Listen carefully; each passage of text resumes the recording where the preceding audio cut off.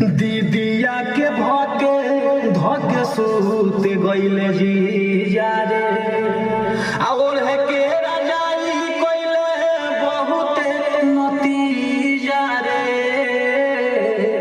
आ दीदिया के भके धके सूते गइले जी जारे जी लगन के समय रहे।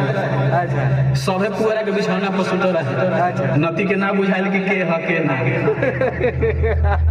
आइए दीदिया के धके सूते गइले जी जारे ए सखी सुना ना दीदिया के धके सूते गइले जी जारे ओढ़ के रजाई कोइले बहुत नती जारे दीदिया के धके सूते गइले जी जारे दीदिया के धके रात सूते गइले जी जारे। क्या बात है, बहुत बढ़िया। अंतरा कैसे है राजू जी? अंतरा याद है कुछ? पिन्हले रहनी घघरिया रे लाहे लाहे धइले कमरिया रे। क्या बात है, आइए म्यूजिक पे आइए। अच्छा होगा, म्यूजिक पे अच्छा होगा। हाँ आइए।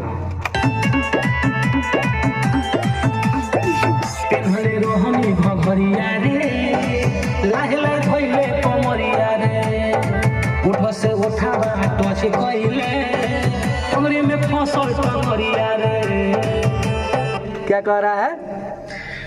गाना का भाव है पिन्हले रहनी घघरिया रे लाहे लाहे धइले कमरिया रे आ उठवा से उठावा टच कइले टंगरी में फंसल टंगरिया रे। क्या भाव? आइए आइए आइए। क्या बात है भाई, गाना तो सुपर हिट है भाई। देखिए मालिक का कृपा। कौन लिखा है गाना? गाना कंपोजिशन है आप ही का है, कमलेश भैया जो डीजे कमलेश के नाम से प्रसिद्ध है हमारे। बहुत सिकंदर जी का लिखा हुआ है।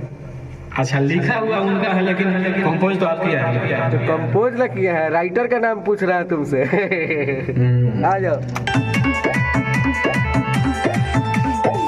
पिन्हले रहनी घघरिया रे लाहे लाहे धइले कमरिया रे उठ से उठावा टच कइले टंगरी में फंसल कमरिया रे। पिन्हले रहनी घघरिया रे लाहे लाहे धइले कमरिया रे उठ से उठावा टच कइले टंगरी में फंसल कमरिया रे। रहले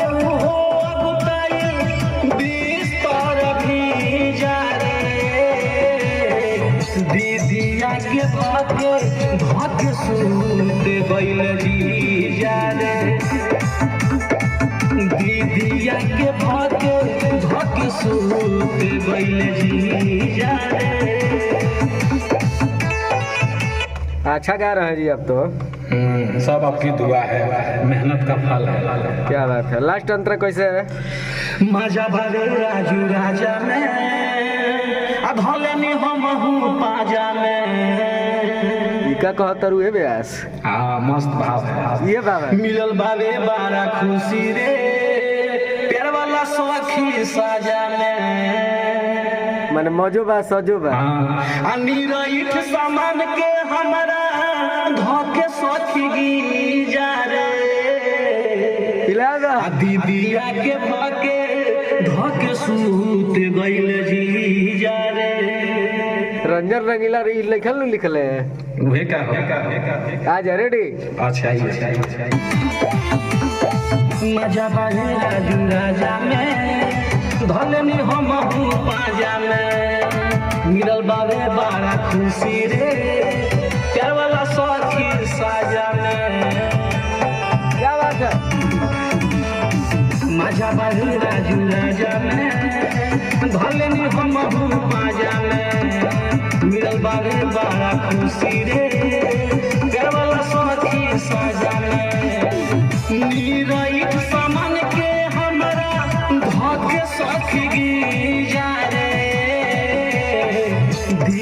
दीदिया के भाके धके सूत गइल जीजा रे दीदिया के भाके धके सूत गइल जीजा रे। हो गए, हाँ आ जाइए।